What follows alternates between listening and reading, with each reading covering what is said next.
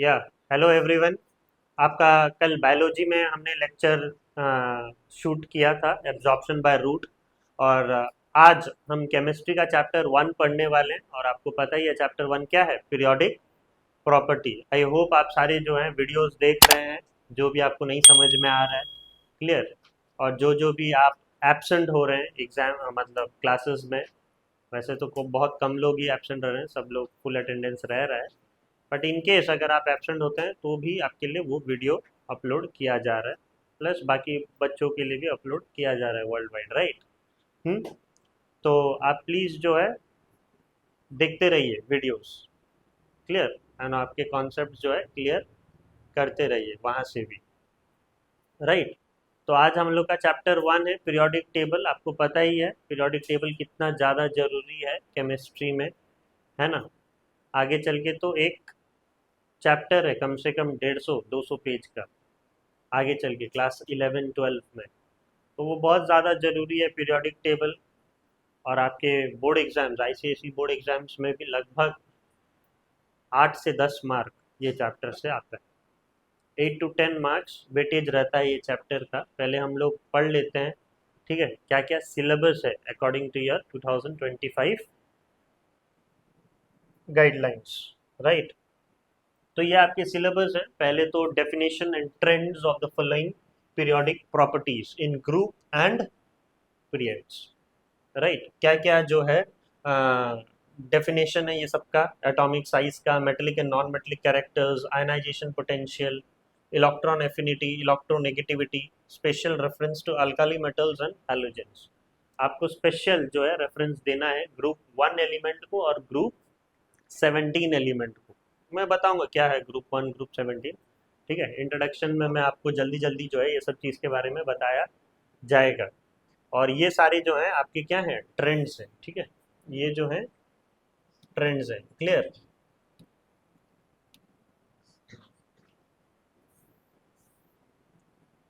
इसके जो है हमको प्रॉपर्टीज चेक करना है कि अक्रॉस अ पीरियड कैसा हो रहा है और डाउन अ ग्रुप उनका वेरिएशन कैसे देखने को मिल रहा है हमें, राइट।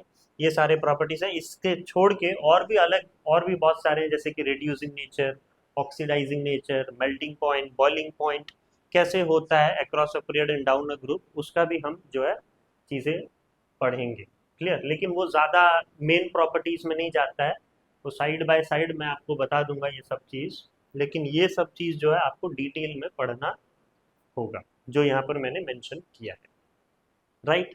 अब ये पीरियोडिक टेबल जनरली स्टार्ट कहाँ से हुआ, एलिमेंट क्लासिफाई, ठीक है। तो अभी आप मुझे पूछोगे कि why do we need to classify elements, ठीक है।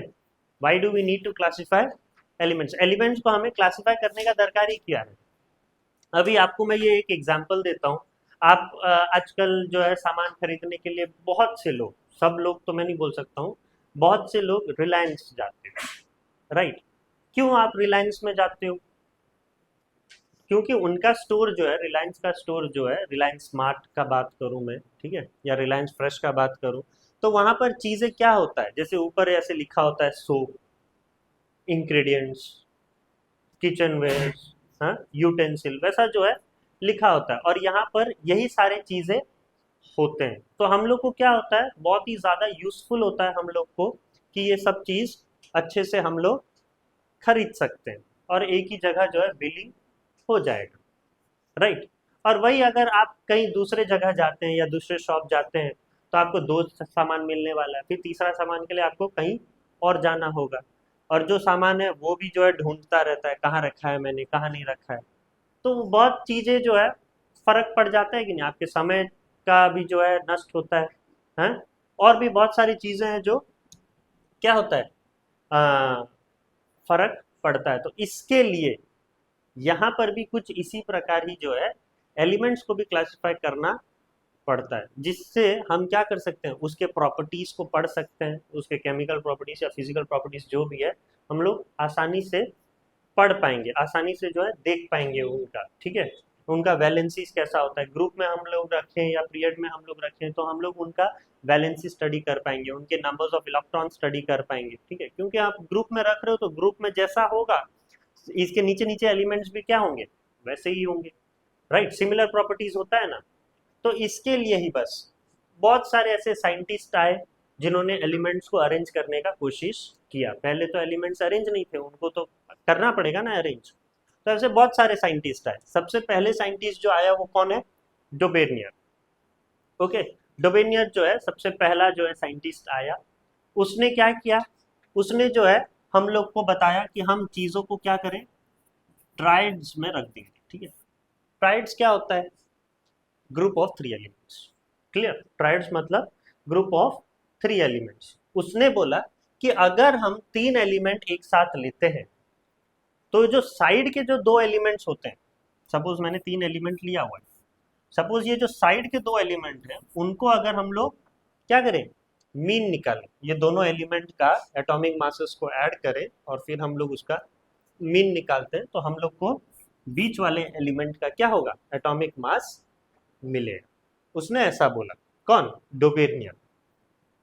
तो ऐसे हम कितना ही कर सकते हैं, उसने किया भी, बहुत सारे चीजों का किया। According to him triads were made and 10 classifications were carried out. उसने ट्राइड्स बना बना के क्लासिफाई करना शुरू कर दिया, किसने, डोबेनियर ने। According to him the atomic weight of the middle element is approximately the arithmetic means of the other 2 element.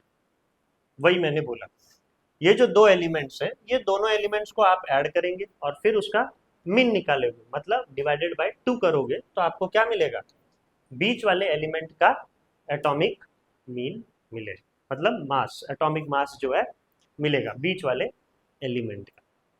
Clear. उसने जो है हमें एग्जाम्पल भी बताया। क्या लिया पहले उन्होंने, लिथियम, सोडियम और पोटेशियम लिया। ठीक है, तो लिथियम का हम लोग का एटॉमिक मास क्या है, 7। ओके, और पोटेशियम का एटॉमिक मास कितना है, 39। उसने क्या किया, 39 और 7 को जोड़ दिया और फिर इसका डिवाइडेड बाय 2 किया, तो ये कितना हो जाएगा, 46/2, एंड 46/2 कितना देगा, 23। तो हमें सोडियम का एटॉमिक मास मिला। समझ में आया कैसे उसने किया, है? वैसे उसने जो है कैल्शियम, स्ट्रोंटियम और बेरियम का भी किया। कैल्शियम का क्या है एटॉमिक मास, 40, हाँ? और बेरियम का कितना है, 137 शायद, 137 है बेरियम का।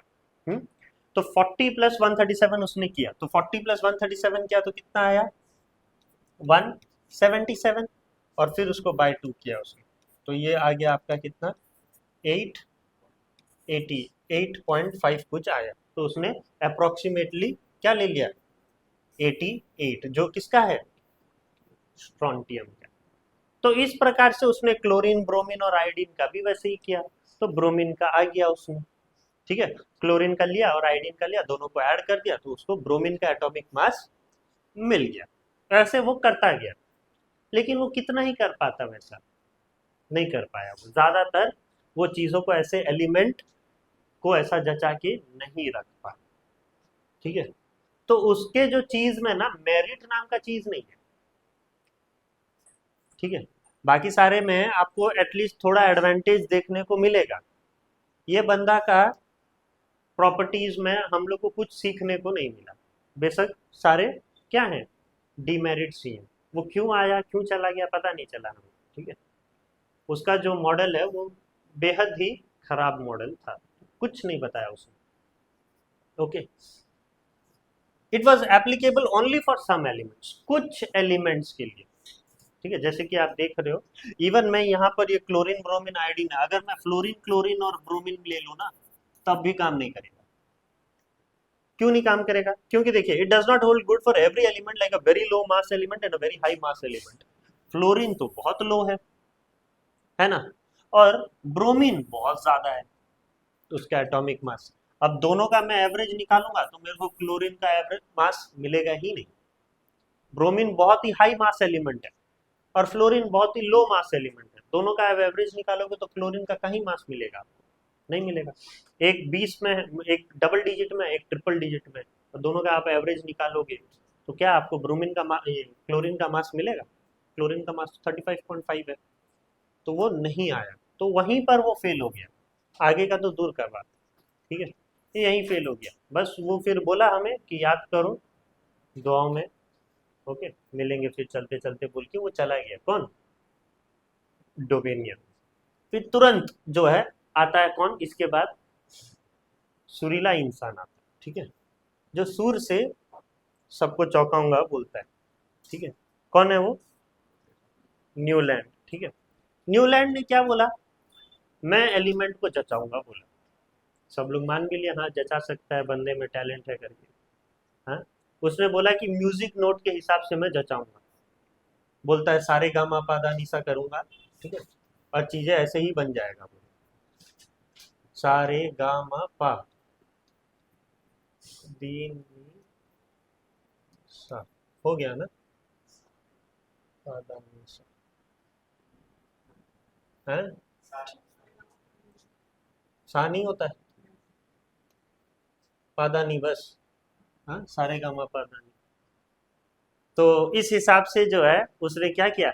एलिमेंट्स को रखना चाहा। कौन? न्यूलैंड। उसके टाइम में एक चीज था जो उसके लिए बहुत ही ज्यादा मेरिट था, एडवांटेज था। तब नोबल गैस नहीं था।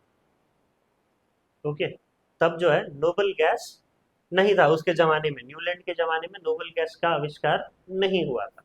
तो उसने पहले हाइड्रोजन था, हाइड्रोजन के बाद हीलियम था ही नहीं, फिर डायरेक्ट क्या था?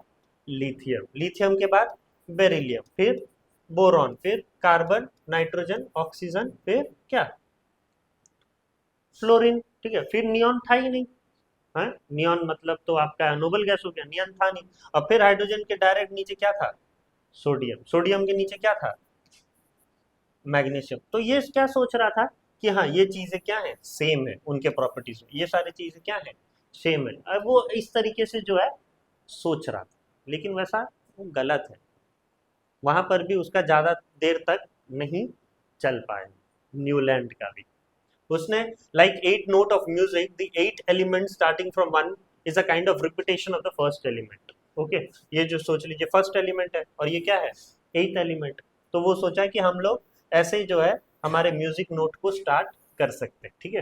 फिर 8 9 10 11 12 13 14 15 आएगा, फिर 16 को हम लोग इसके नीचे रखेंगे। तो फर्स्ट 8 15 ऐसे जो है क्या होंगे? प्रॉपर्टीज उनके सेम होते जाएंगे। वो बोला कौन? न्यूलैंड।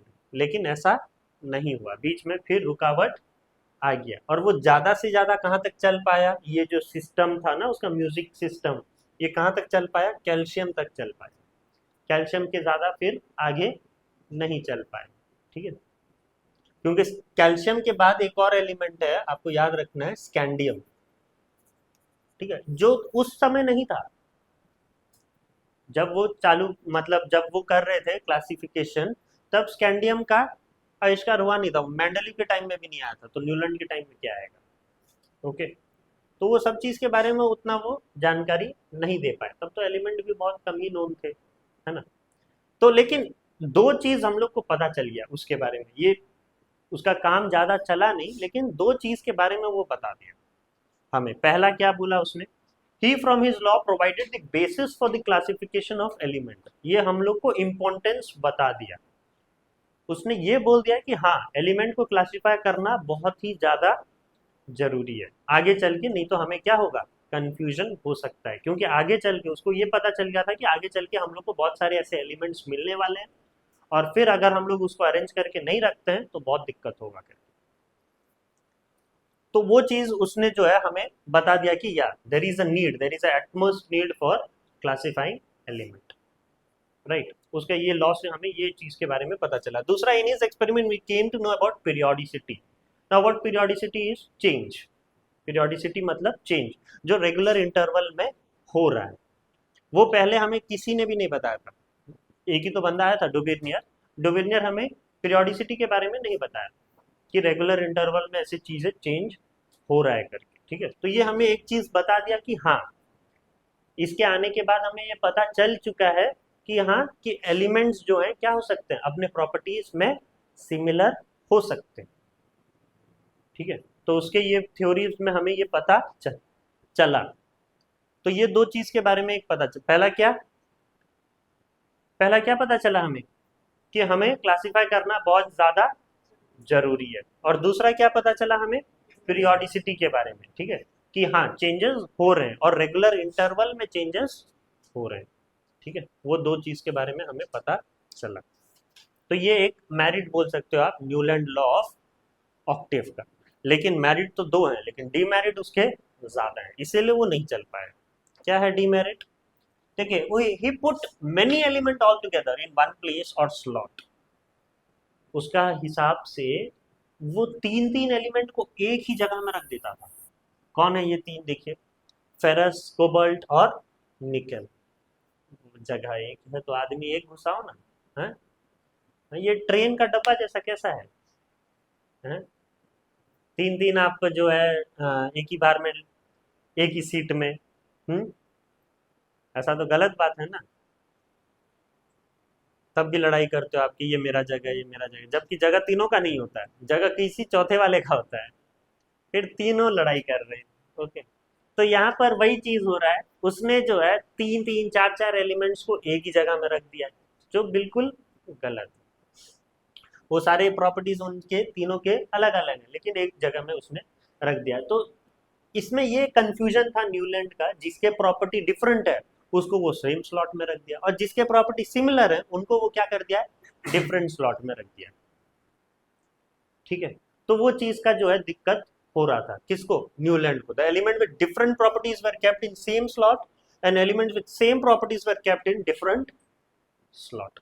तो इसके लिए प्रॉब्लम हुआ न्यूलैंड को, और ये चीज के बारे में वो ज्यादातर हमें बता भी नहीं पाए, तो दिक्कत हो गया फिर उसको, है ना। और आगे कैसे चल पाएगा लॉ? जब आप कुछ बोलते हो तो you need to have a justification for right, you need to clarify things ना। वो तो नहीं कर पाए क्लैरिफाई, तो नहीं चल पाए आगे। तीसरा, there were no place left for undiscovered elements. Element discover होने वाला है, उसने बता दिया कि हाँ बहुत सारे एलिमेंट डिस्कवर होने वाले हैं, लेकिन उसने कोई प्लेस भी नहीं छोड़ा, ठीक है। सब चीज जो है उसने लगा लगा के रख दिया, जितने भी एलिमेंट उसको पता था तब। ओके, तो अनडिस्कवर्ड एलिमेंट्स के लिए उसने कोई प्लेस छोड़ा ही नहीं। And it was good up to the elements with atomic number 20। इसका मतलब कैल्शियम तक सही था, कैल्शियम के बाद आप इसको और मतलब चेंज करना चाहोगे तो वैसे भी कर सकते हो। It work only on light metals, light elements. जब हैवी एलिमेंट्स आने लग गए तो वो काम करना बंद कर दिया, ठीक है। एटॉमिक नंबर 20 तक तो लाइट एलिमेंट्स होते हैं ना, तो यहाँ तक उसका जो है लॉ अच्छे से काम किया। लेकिन इसके बाद जब ट्रांजिशन एलिमेंट्स आने लग गए, ठीक है, वो 20 के एटॉमिक नंबर्स आने लग गए, तब जो है उसने हाथ जोड़ दिया, ठीक है। अब मेरे द्वारा नहीं हो पाएगा। आगे के साइंटिस्ट को बोला, बाबा तुम लोग आ जाओ, अभी मैंने जो जो बताना था मैंने बता दिया, अब मैं चलता हूँ करके, ठीक है। और वो भी चला गया, फिर उसको दुआओं में हम याद कर ही रहे हैं अभी तक, है ना तुम लोग। And no information about no, तब तो हुआ ही नहीं था नोबेल गैस इंट्रोड्यूस, तो वो क्या ही बताएगा इन्फॉर्मेशन नोबेल गैस के बारे में। तो there was no information to us about noble gases. तो ये सारे डीमेरिट्स हैं किसके? न्यूलैंड लॉ ऑफ ऑक्टेव के, ठीक है। फिर इसके बाद आता है हमारा फेबुलस इंसान है, ठीक है, स्टड आदमी है। कौन? मैंडलीफ। उसने जो है पीरियोडिक टेबल बना ही दिया था, लगभग 70% काम उसने कर दिया था। He was the main person behind classification. His system of classification was clearly the indication for the new scientists to work accordingly. ठीक है, उसके हिसाब से नए साइंटिस्ट अगर काम करें और जो थोड़ा बहुत उसने नहीं बताया वो बता दे तो बस काम बन जाएगा। मतलब उसने 70% काम तो कर ही दिया था मैंडलीफ ने, बस जो थोड़े मोड़े चीज जो है वो नहीं बता पाया या नहीं कर पाए, ओके, उसको बस खाली हमें चेंज करना चाहिए था। वो जितना हमें बता उसमें कोई भी जो एरर नहीं था, कोई भी ज्यादा चेंजेस रिक्वायर नहीं था, ठीक है। उसने हमें ग्रुप के बारे में बता दिया, हमें पीरियड के बारे में बता दिया, ठीक है, हमें एलिमेंट को कैसे अरेंज करना है उसके बारे में बताया। यहाँ पर कोई ट्रायड नहीं था, कोई म्यूजिक नोट नहीं था, ठीक है। वो पूरा जो है सिस्टमैटिकली चीज़ों को किया था, कंप्लीटली बेस्ड ऑन केमिस्ट्री उसने क्लासिफाई किया था। कोई गाना शोर शराबा लेके नहीं आया था उसमें, ठीक है। बाकी सारे तो फैंसी साइंटिस्ट लोग थे, है ना, कोई गाना गाता है, ठीक है? कोई तीन को मिलाता है? वैसा जो है चीज नहीं किया मैंडलीफ ने। तब के टाइम, उसके टाइम में 68 एलिमेंट्स थे, तो वो 68 एलिमेंट को अरेंज करके चला जाता, लेकिन नहीं, उसने 68 एलिमेंट को अरेंज नहीं किया, उसने बहुत सारे अपने पीरियोडिक टेबल में गैप भी छोड़ा हुआ था। ठीक है, बहुत सारा ऐसे गैप छोड़ा हुआ था जिसके वजह से वो सोच रहा था कि आगे चल के और एलिमेंट्स इंट्रोड्यूस होने वाले हैं और वो जो है हमारे इस पे आएंगे करके। ठीक है, तो उसने जो है कुछ स्पेस भी छोड़ दिया था। ठीक है, कुछ स्पेस छोड़ दिया था ताकि अगर वो इंट्रोड्यूस होते हैं तो हम ये स्पेस में रख सकते हैं। ठीक है, तो वो इतना भी जो है सुविधा दिया था आने वाले साइंटिस्ट के लिए, मेंडलीव। तो उसने बहुत जो है हद तक चीजें कर दिया था। उसने जो है ग्रुप, तब के जमाने में 8 ग्रुप्स उसने बनाया था, 7 पीरियड, वो अभी भी 7 पीरियड है। ठीक है, तो उसने ही बना दिया था 7 पीरियड, बस ग्रुप डबल हो गए। ठीक है, मतलब 18 हो गए, लेकिन ग्रुप उसके टाइम में कितने बनाया था उसने, 8। और फिर ये ग्रुप को क्या किया था, सपोज ये ग्रुप 1 है, ऐसा रोमन नंबर में दिया हुआ था। ठीक है, फिर ग्रुप को उसने सब डिवाइड कर दिया था, ए और बी करके, जैसे आपके सेक्शंस डिवाइड होता है ना, वैसे उसने कर दिया था। लेकिन अभी हम लोग मॉडर्न पीरियोडिक टेबल में देखेंगे तो वैसा सब ग्रुप नहीं है, सिर्फ ग्रुप्स है। हाँ, तो ऐसे अगर हम लोग सब ग्रुप मिलाएंगे भी तो उसके 14-15 ग्रुप्स बना दिए थे उसने। ठीक है, तो वो लगभग मैक्सिमम चीज कर दिया, लेकिन बहुत सारी चीजें हैं जो उसने भी नहीं बताया था, छोटा छोटा चीज। ओके, और उसके लॉ के हिसाब से क्या है, मैंडलिफ पीरियोडिक लॉ बहुत बार आता है। उसने क्या बोला, the physical and chemical properties of elements are the periodic functions of their atomic masses. वही गलत हो गया, यहाँ पर। ठीक है, यहाँ पर ही गलत हो गया। उसके हिसाब से physical and chemical properties of periodic functions according to their atomic masses, but it is not according to their atomic masses, it is according to atomic number. That's what we changed. Clear? Later on, the modern periodic table, what that modern periodic table states us, it is not the periodic function of atomic mass, it's a periodic function of atomic number. ठीक है, वो change हो गया। और क्या क्या जो है डीमेरिट्स थे उसके, देखिए, ही लेफ्ट सम गैप, ये मेरिट्स पहले देखते हैं। He left some gap for undiscovered element, अच्छी बात है। ठीक है, उसने कुछ गैप्स छोड़ा अनडिस्कवर्ड एलिमेंट्स के लिए। He named it according to the previous element. ठीक है, और उसने नामकरण भी दे दिया, जो चीज अभी तक इंट्रोड्यूस भी नहीं हुआ है। ठीक है, वर्ल्ड में आया भी नहीं है। राइट, जैसे आपका बच्चा आया भी नहीं, आपने नाम रख दिया आपके बच्चा का, है वैसा इका बोरन, इका एल्यूमिनियम, इका सिलिकॉन, वैसे जो है उसने नाम दे दिया था। इका क्या है, इका एक संस्कृत वर्ड है, बंदा संस्कृत भी जानता था अच्छे से, संस्कृत वर्ड है वो, इसका मतलब है वन आफ्टर अनदर। ठीक है, इका का मतलब, ठीक है, वन आफ्टर अनदर।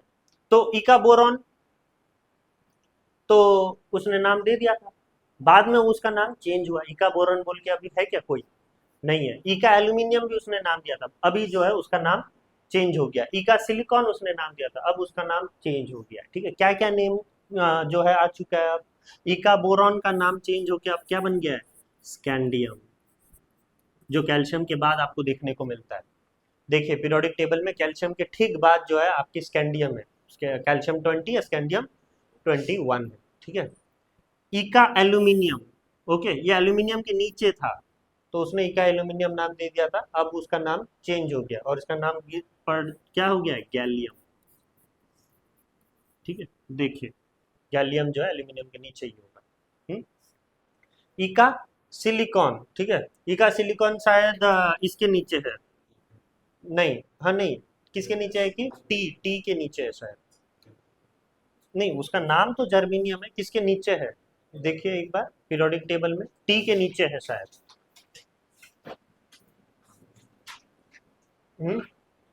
कार्बन के नीचे जर्मीनियम, कार्बन के नीचे तो सिलिकॉन है, सिलिकॉन के नीचे क्या है बताइए, जर्मीनियम है ना।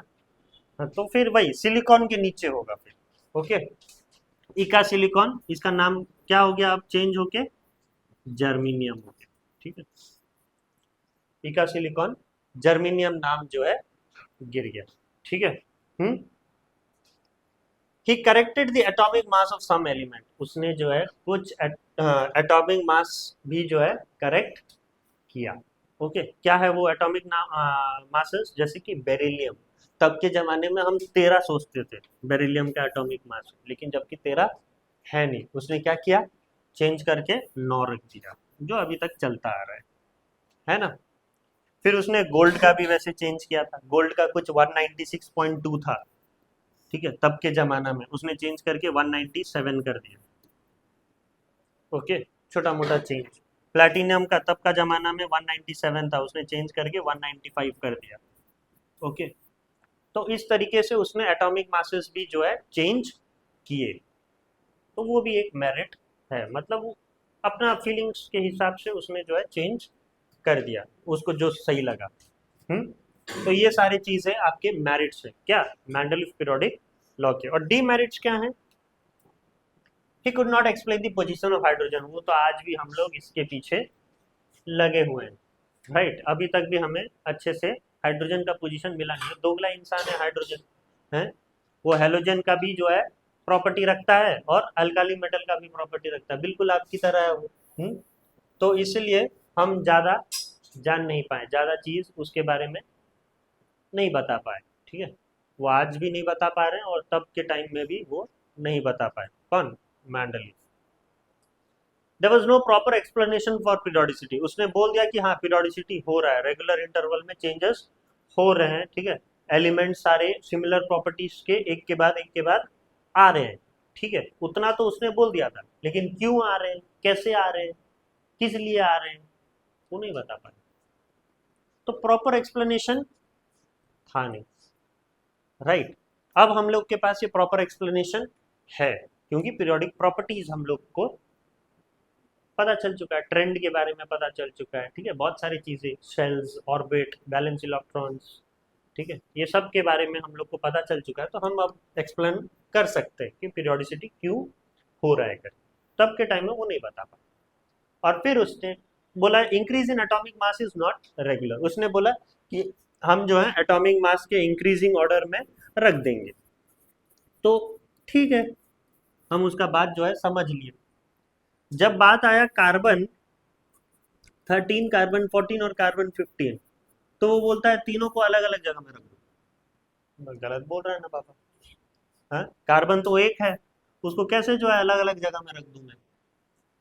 वो सोच रहा है बस एटॉमिक मास बढ़ रहा है तो हाँ उसको अलग अलग पोजीशन दे दो, ऐसे थोड़ी ना होता है। वो तो एक ही एलिमेंट है कार्बन, बेशक वो क्या है, उसके एटॉमिक मास डिफरेंट है, लेकिन वो क्या है, आइसोटोप्स है, राइट। तो वो आइसोटोप्स के बारे में भी अच्छे से नहीं बता पाया, उसके पोजीशन के बारे में भी नहीं बता पाए, ठीक है, मेंडलीव, इसलिए उसको क्या किया पड़ा, क्या करना पड़ा, जाना पड़ा।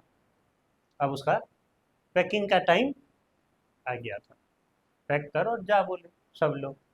ओके, बड़े बड़े साइंटिस्ट लोग फिर आ गए, ओके, जो ये सब चीज़ के बारे में बताने लग गया, तो फिर उसको और ध्यान नहीं दिए, लेकिन बार बार वही बोला जा रहा है, 65 से 70% बेचारा मेहनत उसी ने किया, लेकिन खाना अब कोई और खा रहा है ना। मेहनत आप भी करते हो, करते हो। तो फिर है आपका क्या, मॉडर्न पीरियोडिक लॉ, उसने बस एक चीज चेंज कर दिया, the physical and chemical properties of all elements are the periodic functions of their atomic number. जो मेंडलीव ने मास बोल के गया था, उसने चेंज करके क्या कर दिया, atomic number, and was given by modern periodic table was given by कौन, हेनरी मोसले, ठीक है। हेनरी मोसले जो है हमें मॉडर्न पीरियोडिक लॉ बस वो दे के चला गया, और फिर जो हमें पीरियोडिक टेबल इतना सुंदर सा बना के कौन दिया, नील बोर, ठीक है। नील बोर ने जो है हमें पीरियोडिक टेबल बना के दिया, कब दिया, कब दिया, ईयर 1921 में, ठीक है, 1921 में नील बोर आया और उसने पीरियोडिक टेबल दे के गया।